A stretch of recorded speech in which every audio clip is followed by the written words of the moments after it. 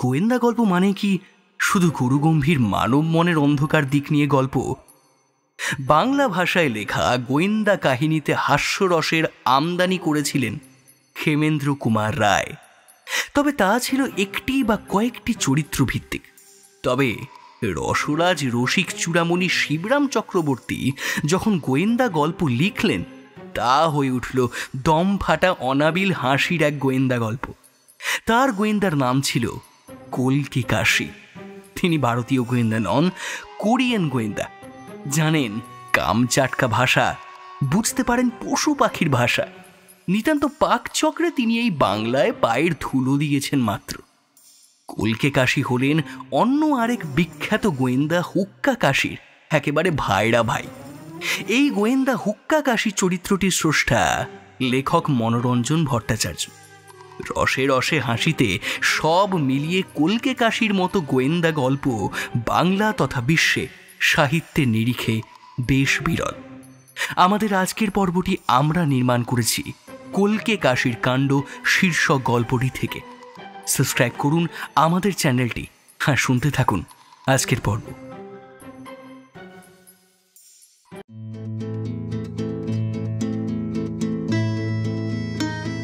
আপনারা শুনছেন কাহিনী স্কোপ।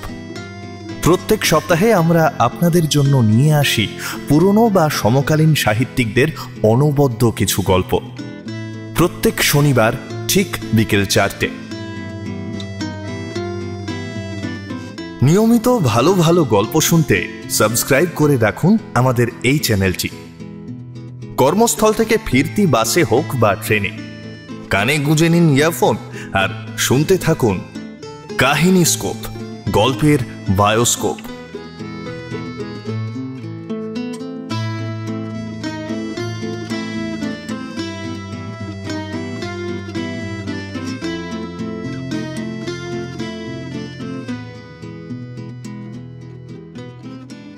প্রফুল্ল গোড়া থেকেই কেমন বিষণ্ণ মেরে আছে। হ্যাঁ, ভারী তো কাজ, তার জন্য আবার কল্কি কাশীকে তার লেজে বেঁধে দেওয়া। হোক না গে তিনি একজন নামজাদা ডিটেকটিভ। যদিও প্রফুল্ল শুনেছিল সে কোন সুদূর কোরিয়া অঞ্চলে কল্কি কাশীর মতো অত বড় গোয়েন্দা নাকি আর নেই। তবু এই সামান্য একটা মশা মারার ব্যাপারে অত ভারী কামান কাঁধে বয়ে আনতে প্রফুল্লর আত্মসম্মানে ঘা লাগে বইকি। সত্যি বলতে কামচাটকা থেকে টাটকা উনি না এলেও কামটা কিছু আটকায় না। বোম্বের একটা বিখ্যাত রেস্তোরাঁয় এক কোণের টেবিলে কল্কি কাশীর মুখোমুখি বসে গুম হয়ে এই সব কথাই ভাবছিল প্রফুল্ল। সামনে সাজানো চপ, কাটলেট, ডেভিল, ডিম, কেক, পুডিংয়ের সমারোহ সত্ত্বেও তার জিভ সরছিল না। বাস্তবিক এত বড় একটা অপমান হজম করার পর খেতে কারু রুচি থাকে, কিন্তু মিস্টার কল্কি কাশী বেপরোয়া। ডিশের পর ডিশ তিনি সাবড়ে চলেছেন। কাঁটা চামচের তার কামাই নেই। এক ফাঁকে সামনের ভদ্রলোকের প্রতি তাঁর দৃষ্টি পড়ে। এ কি, কল্কি কাশী একটু অবাকই হন। একজন খুনি একটার পর একটা মিলিয়ে মোট 10টা খুন করেছে। নিজের চোখেই এরকম দৃশ্য তাঁর জীবনে একাধিকবার তিনি দেখেছেন, কিন্তু বিস্মিত হতে পারেননি। তাঁর এক আসামি তার ট্রেন থেকে আরেক ট্রেনে, দুটোই বেশ চালু, লাফিয়ে পালিয়েছে চোখের উপর দেখেও তিনি চমকাননি। কিন্তু এ ভদ্রলোক 10টা প্লেটের সামনে একেবারে নির্বিকার, একদম জগন্নাথ হয়ে বসে আছেন, একটাকেও কাবু করতে পারছেন না। তার সুদীর্ঘ জীবন স্মৃতির মধ্যে এমন কাণ্ড তার স্মরণে পড়ে না। বিস্ময়ের ব্যাপারই বটে। কল্কি কাশীর বিরাট বপু পরিধির তুমুল আন্দোলন অকস্মাৎ থেমে যায়। অবশ্য খাবার সময়ই সবচেয়ে সেটা লক্ষণীয় হয়। মাছের চোখের মতো ড্যাবডেবে চোখ ঈষৎ প্রসারিত হয়। তা প্রফুল্ল বাবুর প্রফুল্লতর হওয়ার পক্ষে কি বাধা হচ্ছে জানতে পারি কি? তিনি প্রশ্ন করেন।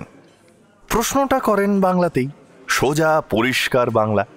কামচাটকার লোক হলে কি হবে, বাংলা, হিন্দি, এমনকি কোনো কোনো জানোয়ারের ভাষাও ভালোভাবেই তাঁর আয়ত্ত। তবে কামচাটকার ভাষায় তাঁর দখল আছে কিনা বলা যায় না। এ বিষয়ে প্রফুল্লর সন্দেহ থাকলেও পরীক্ষক হওয়ার সাহস তার হয় না, কেননা সে নিজেও কামাসকাশিয়ানে অজ্ঞ, দারুণ নিরক্ষর। কোরিয়ার লোকেরা কি করে যে এত পারদর্শী হয় কে জানে। প্রফুল্ল আরো বেশি গম্ভীর হয়ে যায়। মাথা চুলকোতে চুলকোতে উত্তর দেয়, ভাবনায় মশাই, ভাবনায়। কিরকম গুরু দায়িত্ব আমার মাথার উপরে, বুঝতেই তো পারছেন। হ্যাঁ, বুঝতে পারছি বই কি। মিস্টার ব্যানার্জির কবে ভারতবর্ষে এসে পৌঁছাবার কথা, অথচ তিনি কি এক আকস্মিক দুর্ঘটনায় বিলেতে আটকে গেছেন। তিনি আসতে পারলেন না। তাঁর সই করা নমিনেশন পেপার মেলে কাল বিকেলে বম্বে পৌঁছেছে। ওদিকে তাঁর অ্যাটর্নি গলস্টোন কোম্পানির অফিসের জিম্মায় রয়েছে।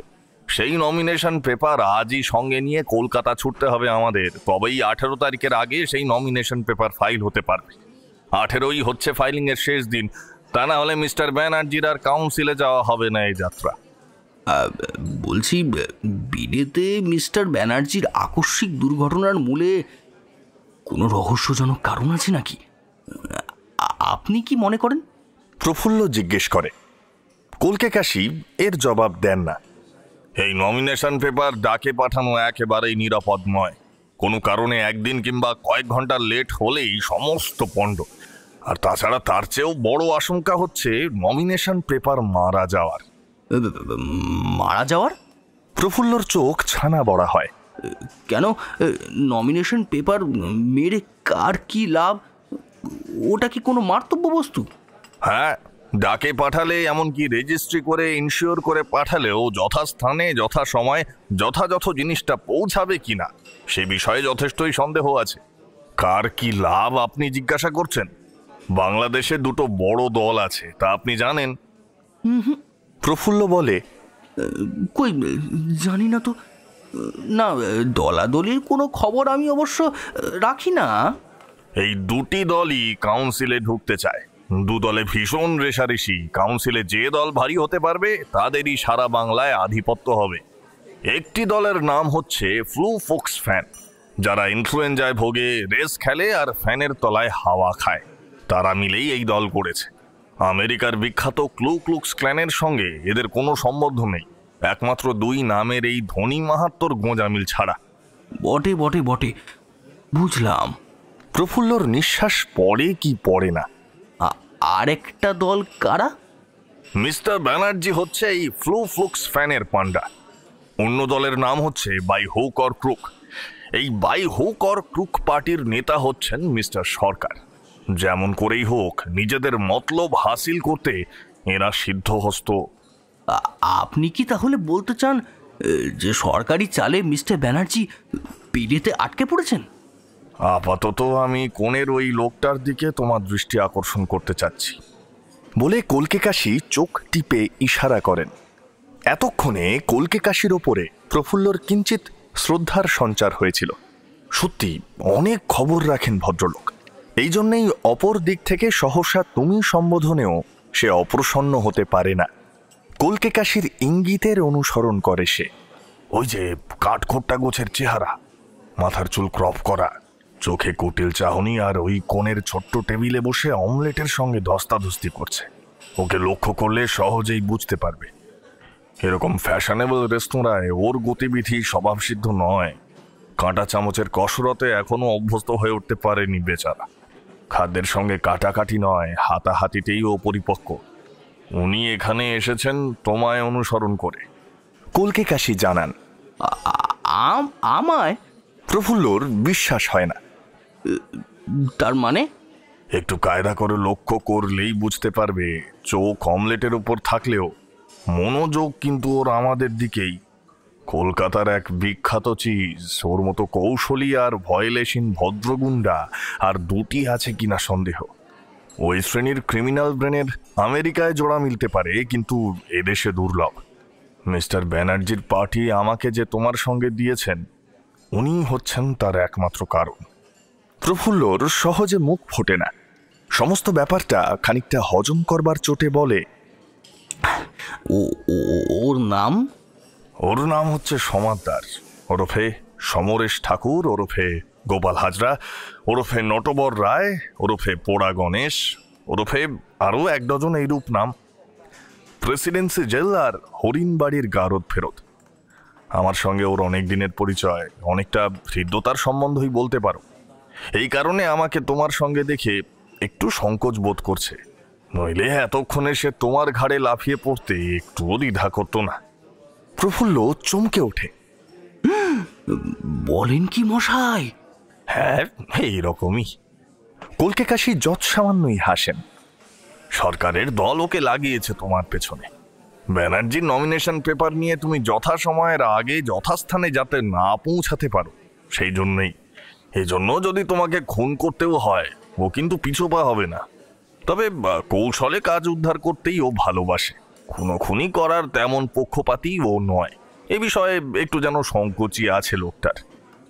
প্রফুল্ল কিছুতেই আশ্বস্ত হতে পারে না। তাহলে আপনি কেন ওকে অ্যারেস্ট করছেন না? গ্রেফতার করে ফেলুন এই দণ্ডে, এক্ষুনি।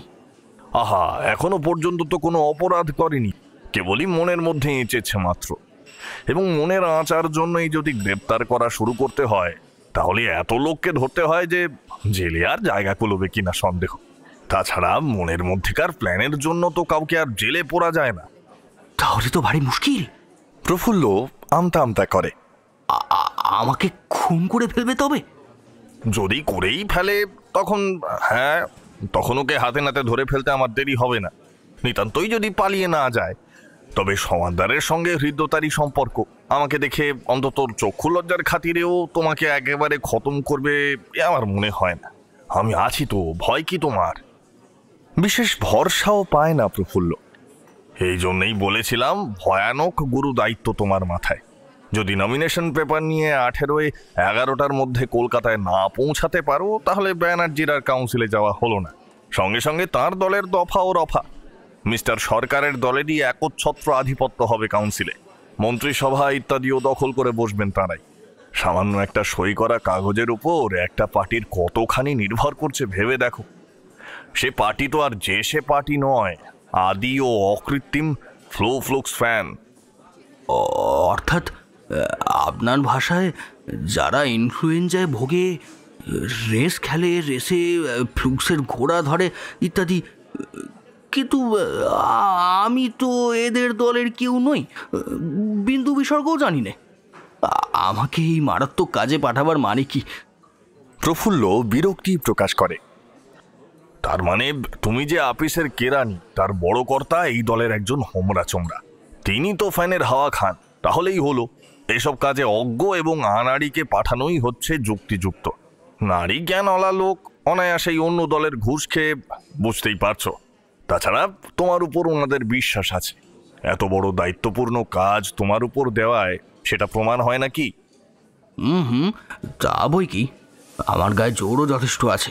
এই প্রফুল্ল কোটের হাতা তুলে মাসেল কন্ট্রোল করে কলকে কাশিকে দেখায়। সহজে যে কেউ আমার কাছ থেকে কিছু ছিনিয়ে নিতে পারবে তা আমার প্রাণতাত্ত্বিক নয়। এসো, সমাদদারের সঙ্গে তোমার আলাপ করিয়ে দিই। কলকে কাশি প্রফুল্লকে আহ্বান করেন। কিছু তো যে গায়ে পড়ে তোমার সঙ্গে ভাব জমাবে ভেবে ভেবে কাহিল হয়ে উঠছে বেচারা। ওর সঙ্গে আলাপ? দারুণ বিস্মিত হয় প্রফুল্ল। বলেন কি আপনি? ক্ষতি কি তাতে? গিলে ফেলবে না তোমায়। কলকে কাশি প্রফুল্লকে টেনে নিয়েই চলে। এই যে সমাদদার, অনেকদিন পরে দেখা, ভালো আছো তো? সমাদদার চমকে ওঠে। মিস্টার কলকে কাশি জি, এখানে এখন এইভাবে আপনাকে দেখতে পাবো আশাই করিনি। আমি কিন্তু আশা করেছিলাম। পরশু সন্ধ্যায় আমাদের বম্বে মেলে তোমাকে যখন উঠতে দেখলাম। বটে। সমাদদার যেন একটু অপ্রস্তুত হয়। আপনারা তাহলে আজ সকালেই বোম্বে পৌঁছেছে? উনি আপনার বন্ধু বুঝি? হ্যাঁ, এই একটু আগেই পৌঁছালাম তো। নেমেই এই রেস্তোরাঁতেই প্রাতরাশের চেষ্টা করছিলাম। এমন সময় কি একটা জিজ্ঞাসা করছিলে জানো? ইনি হচ্ছেন বাবু প্রফুল্ল কুমার রায়। কেন যে এর বম্বে আগমন তা তো তোমার ভালো মতোই জানা আছে ভাই। আমার কই না তো, তবে ভদ্রলোকের সঙ্গে পরিচয় হলে বিশেষ আপ্যায়িত হব। তা তো হবেই, হওয়ারই কথা। বেশ, তোমাদের পরিচয় করিয়ে দিই। ইনি আমার বন্ধু প্রফুল্ল বাবু, আর ইনি হচ্ছেন মিস্টার সমাদদার, আমার বন্ধুই, অন্তত আমার শত্রু নন। এর পরিচয় তো তোমায় টেবিলে বসেই দিয়েছি। প্রফুল্ল, তুমি তো সমাদদারকে নমস্কার করলে না। প্রথম পরিচয় নমস্কার করাই তো ভদ্ররীতি। প্রফুল্ল আর সমাদদার বোকার মতো পরস্পরকে প্রতি নমস্কার করে। আপ্যায়িত হলাম প্রফুল্লবাবুর সঙ্গে আলাপিত হয়ে। সমাদদার জানায়, হবেই তো।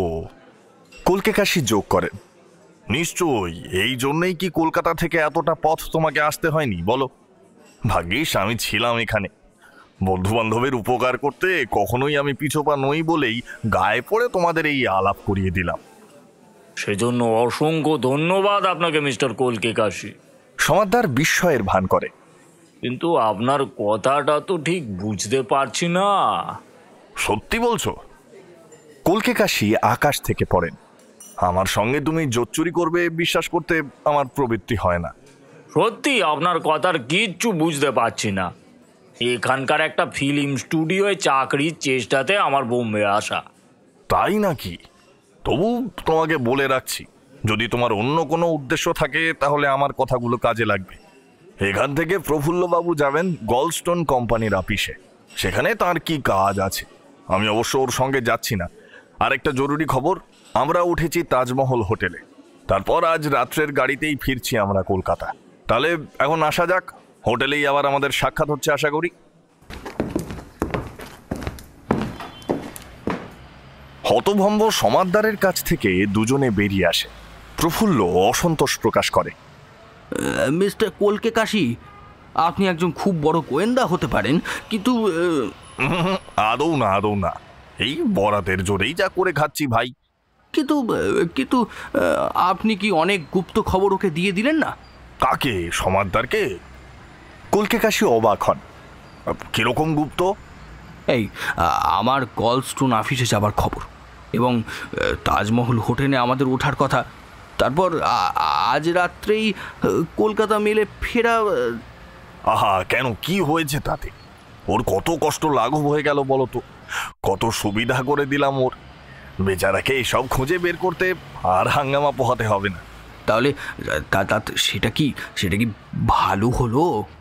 প্রফুল্ল বিরক্তি চাপতে পারে না। আহা, বুঝতে পারছো না? যতই ওকে কম হাঙ্গামা পোহাতে হবে ততই বেশি ও ভাববার সময় পাবে। আর যতই ও ভাবতে পারবে, ভাবিত হবে, ততই নিজের কাজ মাটি করবে, তা জানো।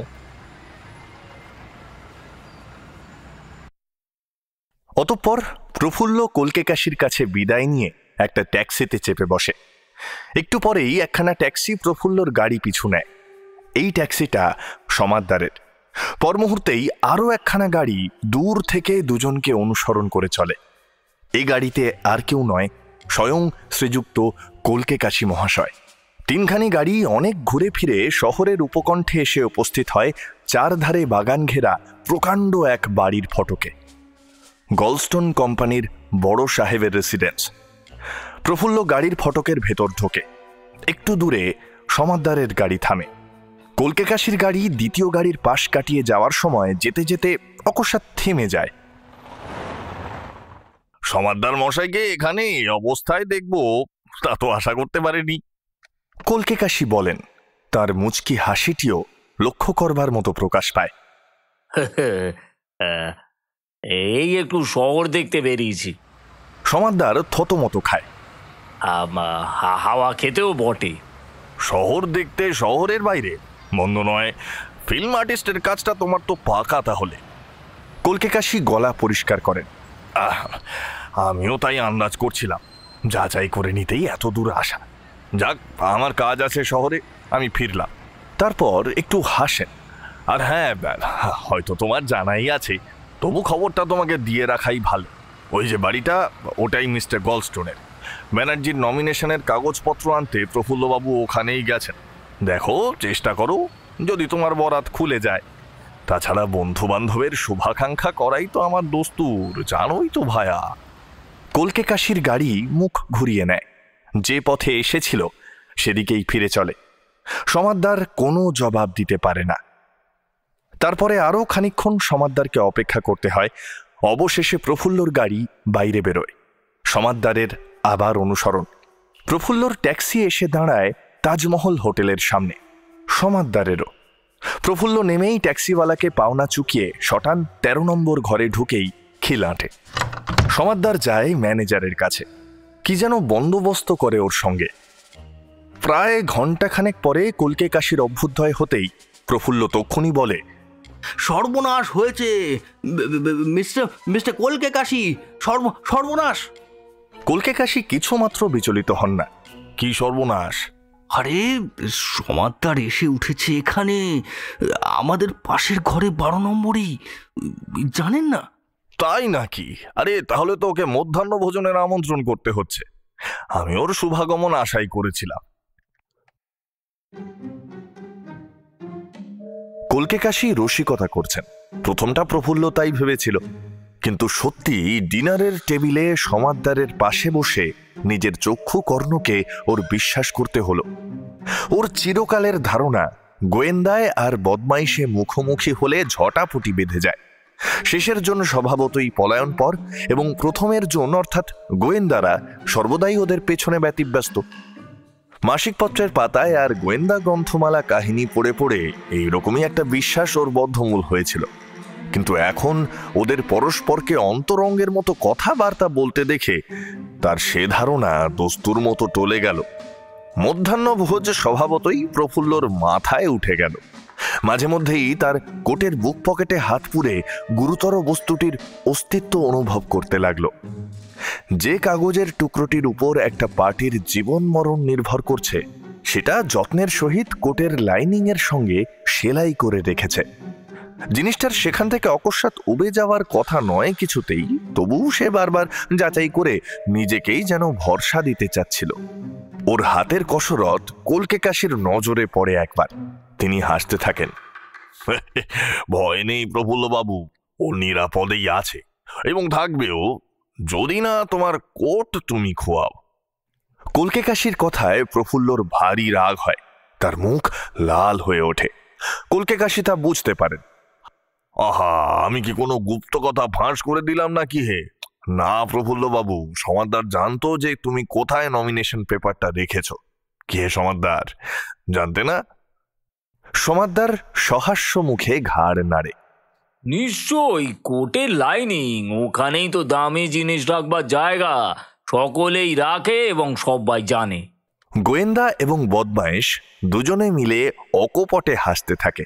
প্রফুল্ল বেচারি ভারী মুষড়ে পড়ে। হতে পারে কোটের লাইনিং মূল্যবান কাগজপত্র রাখার একমাত্র জায়গা এবং সকলেই তা জানে। তবু কি দরকার ছিল মিস্টার কলকে কাশির সমাদদারকে এই খবরটা দেওয়ার?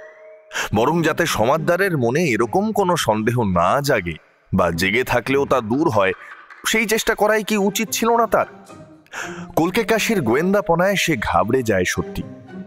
যাক, প্রফুল্লর আত্মবিশ্বাসের অভাব নেই।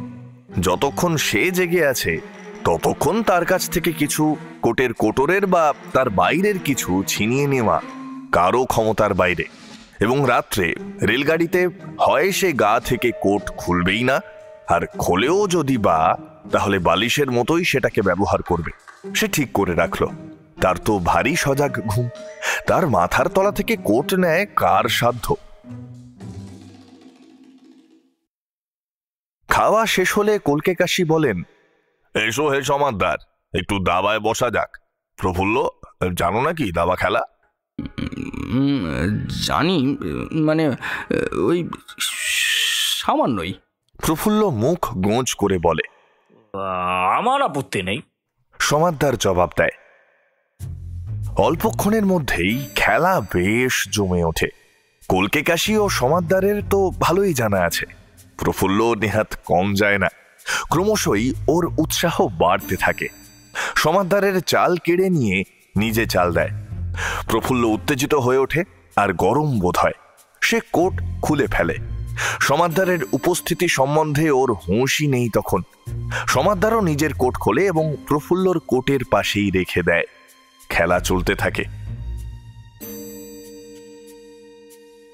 খানিক বাদে সমাদদার উঠে পড়ে। প্রফুল্লবাবু, ভুল করে নিজের কোট ফেলে আপনার কোট নিয়ে গেছি, কিছু মনে করবেন না। প্রফুল্ল তৎক্ষণাৎ লাফিয়ে উঠে নিজের কোট কেড়ে নেয়। যেখানে নমিনেশন পেপার ছিল সেখানটা অনুভব করে এবং পর মুহূর্তেই সে সমাদদারের ঘাড়ে লাফিয়ে পড়তে উদ্যত হয়। কলকে কাশি মাঝে পড়ে বাধা না দিলে তার বলিষ্ঠ বাহু দিয়ে বদমাইশটাকে হয়তো সেই দণ্ডেই পুঁটি টিপে খুন করে বসত। প্রফুল্ল বাবু, কি করছো? কি ব্যাপার? ওই ওই ওই চোর, ওই চোর। গালাগালি কেন? কি হয়েছে? না না না, আপনি বুঝতে পারছেন না।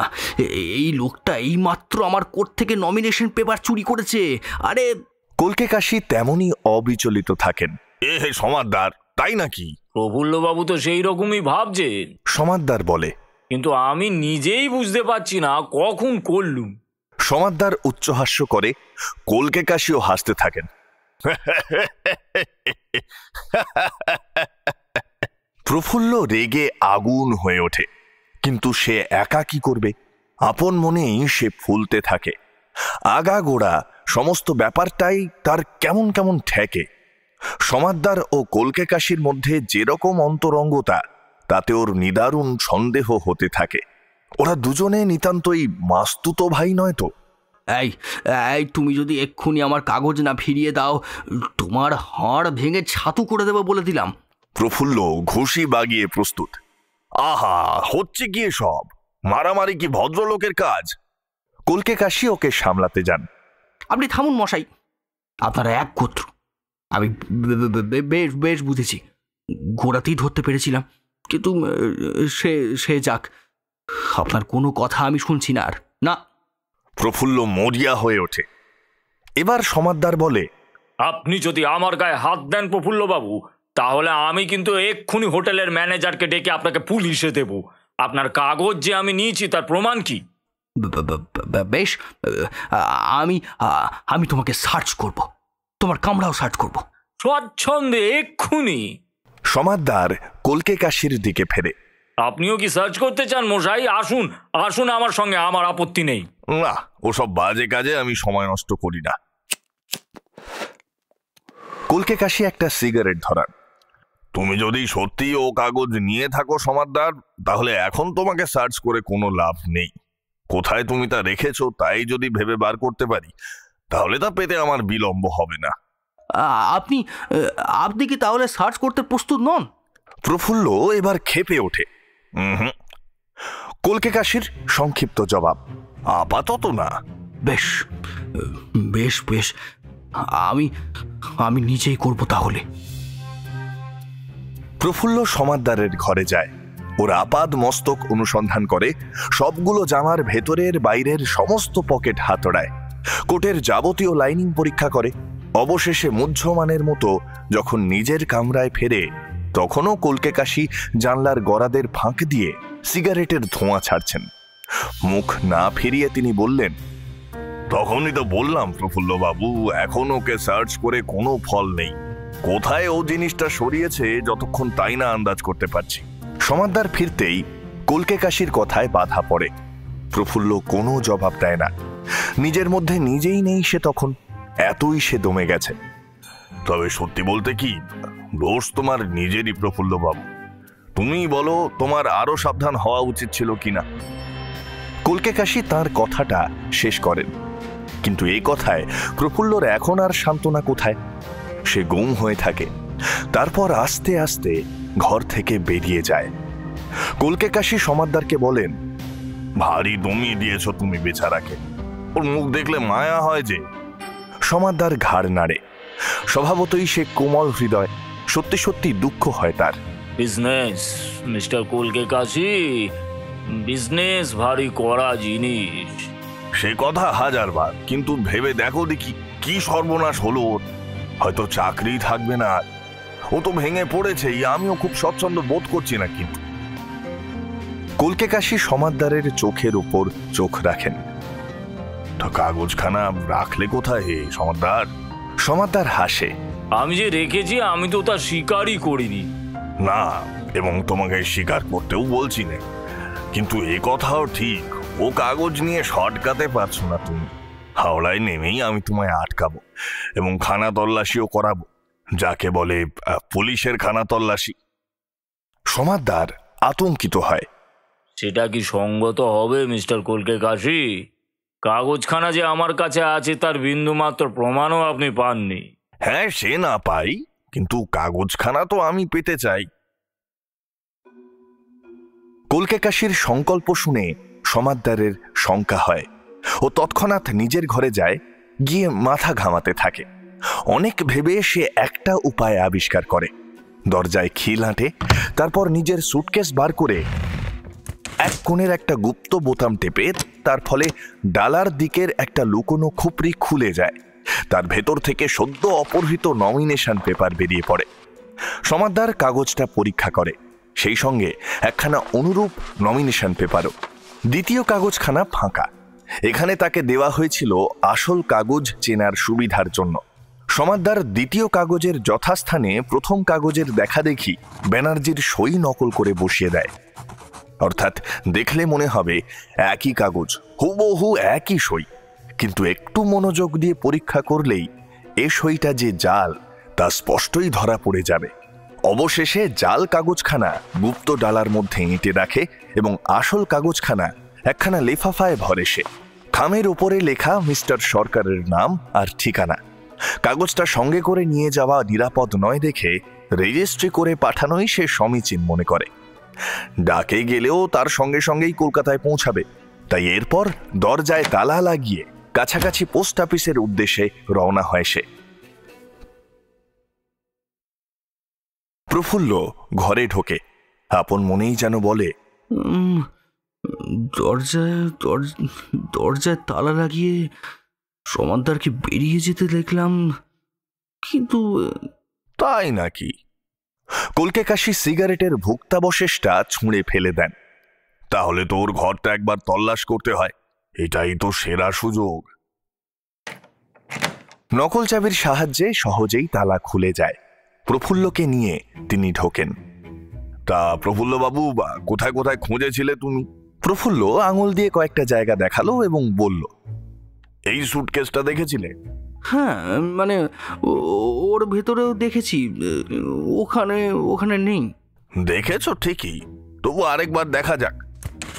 কলকে কাশি সুটকেসটা খোলেন। ভেতরের যা কিছু জিনিসপত্র সব তার পায়ের গোড়ায় উজাড় হয়। দেখলেন তো, বললাম ওতে নেই। প্রফুল্ল বলে। কলকে কাশি ওর কথায় কান দেন না। খুঁজতে খুঁজতে সেই গুপ্ত বোতাম বেরিয়ে পড়ে। পেয়েছি প্রফুল্ল বাবু, এতক্ষণে পেয়েছি। কি? এই দেখো। চাবি টিপতেই সেই লুকোনো ডালা প্রকাশ পায়। তার মধ্যে একটা লম্বা লেফাফা। লেফাফাটা না খুলেই তিনি প্রফুল্লর হাতে দেন। এই নাও, কিন্তু সাবধান, আবার যেন না খোয়া যায়। প্রফুল্ল কম্পিত হাতে লেফাফা খোলে। কাগজখানা দেখেই সে লাফিয়ে ওঠে। তারপর দুহাতে কলকে কাশির একখানা হাত চেপে ধরে। আপনাকে মিছে সন্দেহ করেছিলাম, আমাকে মাফ করবেন। উত্তরে কলকে কাশির শুধু একটু মৃদু হাসি দেখা যায়। সমস্ত জিনিস যথাযথ রেখে তেমনি তালা এঁটে বেরিয়ে যায় সে।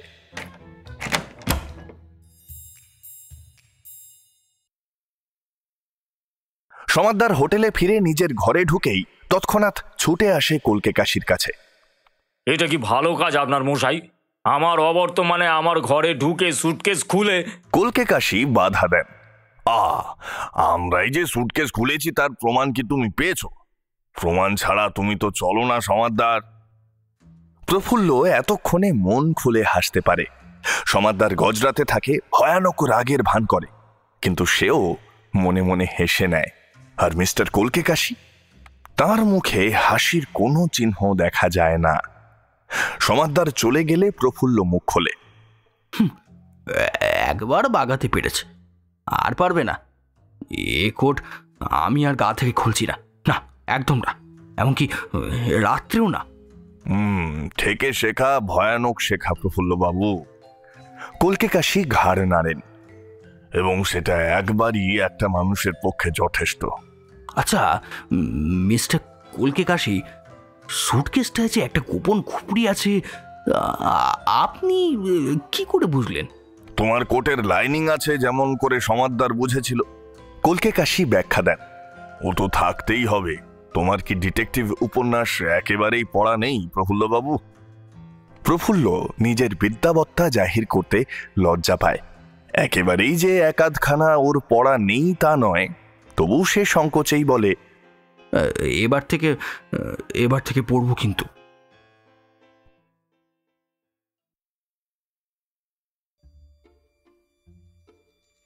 কলকাতা ফেরার পরদিনই কলকে কাশি সমাদদারের আড্ডায় গিয়ে আবির্ভূত হন। আসতে পারি ভেতরে? আসুন আসুন, আমার কি সৌভাগ্য আপনি এসেছেন। সমাদদার শশব ব্যস্ত হয়ে ওঠে। সরকারদের কাছ থেকে টাকাটা পেয়ে গেছো তো? কলকে কাশি জিজ্ঞাসা করেন।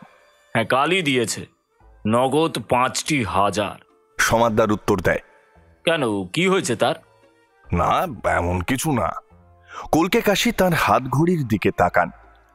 এখন 10টা, আর 1 ঘন্টা পরেই তো প্রেসিডেন্সি কোর্টে নমিনেশন পেপার সব দাখিল হবে কিনা, তার আগেই তোমাকে আমি কেটে পড়তে বলি। নেহাত বন্ধু হিসেবেই বলতে এসেছি অবশ্যই। কেটে পড়বো? আমি কেন? সমাদদার সচকিত হয়। কাটবো কেন? সরকারদের পার্টির কাছ থেকে ফাঁকি দিয়ে টাকা নিয়েছো এই জন্য। ওদের হাতে তো খুনে গুন্ডার কমতি নেই, যাদের তুলনায় তুমি দেব শিশু। ফাঁকি দিয়ে নিয়েছি? কিরকম? সমাদদার হাসে এবার। আপনি কি এখনো বুঝতে পারেননি মিস্টার কলকে কাশি? আমার সুটকেস থেকে যে কাগজ আপনি বের করে নিয়েছিলেন তা আসলে জাল সই করা। আগাগোড়াই আমি তা জানতাম। কলকে কাশির গলার স্বর গম্ভীর। তবে আসলে একটা কথা তুমি নিজেই এখনো বুঝতে পারোনি হে সমাদদার। প্রফুল্লর পকেট থেকে যে কাগজ তুমি বাগিয়েছিলে সেটাও জাল ছাড়া কিছু না। এবারে সত্যি চমকে ওঠে সমাদদার। তাই নাকি? নিশ্চয়ই। যে সময় তুমি সেই বাগান বাড়ির গেটে প্রফুল্লর জন্য অপেক্ষা করছিলে, সে সময় আমি শহরে ফিরে গলস্টোন কোম্পানির অফিস থেকে আসল কাগজখানা হস্তগত করি। স্টেশনে নেমেই গলস্টোন সাহেবকে ফোন করে রেখেছিলাম যাতে সাহেবের বাড়ি থেকে প্রফুল্লকে একখানা নকল নমিনেশন পেপার দেওয়া হয়। এখন সব বুঝতে পারছো তো? যাতে তোমার নজর একেবারেই আমার ওপর না পড়ে, সেই জন্যই তো আমার এত কাণ্ড করা, প্রফুল্লকে সঙ্গে নিয়ে যাওয়া এবং সবকিছু। অমন মূল্যবান কাগজখানা আমি নিতান্ত অবহেলা ভরে আমার এই কোটের পকেটে করে নিয়ে এসেছি, ইচ্ছা মতো জামা খুলেছি, রেখেছি। তুমি তো তা ঘুণাক্ষরেও জানতে পারোনি বলো। প্রফুল্লও তা জানে না, কোনোদিনও জানবেও না। যাক, বেচারা আনন্দেই রয়েছে। ওর বেতন বেড়ে গেছে খবর পেলাম।